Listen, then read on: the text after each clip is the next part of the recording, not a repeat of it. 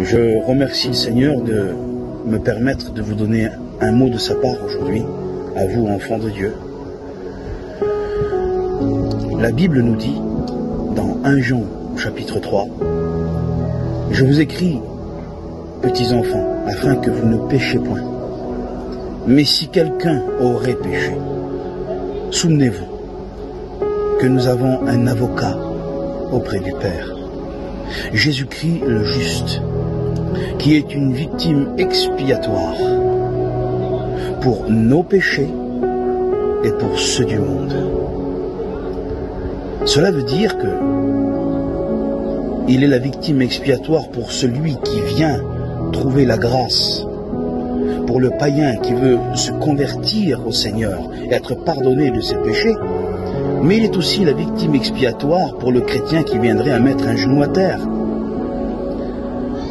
Quand Dieu nous a pardonnés, il nous a sanctifiés, qu'il a fait de nous ses enfants, il connaissait notre avenir.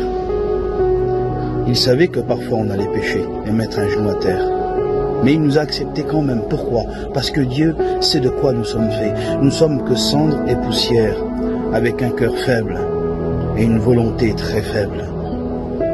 Mais il nous fait cette merveilleuse promesse. Si tu avoues et que tu délaisses, alors moi, je suis fidèle et juste pour te pardonner. Le païen et le chrétien ont un point commun face au péché, et aussi une différence face au péché. Le point commun qu'ont le chrétien et le païen face au péché, c'est que les deux pêchent. L'apôtre Jean nous dit, celui qui dit qu'il ne pêche pas, fait Dieu menteur, et se séduit lui-même. Mais voilà la différence qu'ont le chrétien et le païen. Quand le païen il pêche, cela ne lui fait rien. Mais quand un chrétien pêche, ça lui fait mal. Et tant que cette tristesse selon Dieu est en toi, tant que quand tu diras mal, quand tu regarderas mal, quand ton cœur n'aura plus les sentiments du Christ et que cela te fera mal, alors c'est un signe de santé spirituelle, c'est que tu es encore vivant et que l'Esprit de Dieu te pousse à la repentance. Oui, n'oublie pas que nous avons un avocat auprès du Père, une victime expiatoire pour nos péchés et pour ceux du monde. Si on met un pourceau dans de la boue, il va s'y complaire et s'y rouler. Mais prenez une petite brebis, mettez-la dans la boue. Elle va commencer à bêler, à se sentir mal, parce que la boue, ce n'est pas sa nature. Le berger entend sa voix, il vient, il la retire de la boue, il la prend dans ses bras, il la nettoie, il la remet dans le troupeau.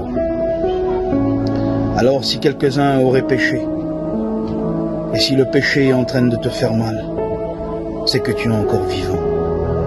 Crie vers lui, et le berger viendra te retirer de la boue. Il nettoiera tes plaies avec son huile et son vin, et te remettra dans le troupeau. Quand le fils prodigue revient vers son père, Luc chapitre 15, avant que le père lui donne une robe neuve et blanche, avant qu'il mette un anneau à ses mains, avant qu'il mette des chaussures à ses pieds, alors que le fils prodigue sent encore les pourceaux, qu'il est plein d'aillons, qu'il est sale, qu'il n'est plus digne d'entrer dans la maison, le père le prend dans ses bras, parce qu'il l'aime. Sachez que Dieu ne refusera jamais de nous pardonner. Dieu est de nature miséricorde. La miséricorde veut dire prendre plaisir à pardonner par pure bonté, sans rien attendre en retour. Si le péché te fait encore mal, c'est que tu es encore vivant. Repens-toi, demande pardon, parce que le sang qui sort de ses mains n'a pas perdu sa force et garde la même efficacité. Si après avoir été pardonné à la croix, il ne faudrait plus pécher, personne ne serait sauvé.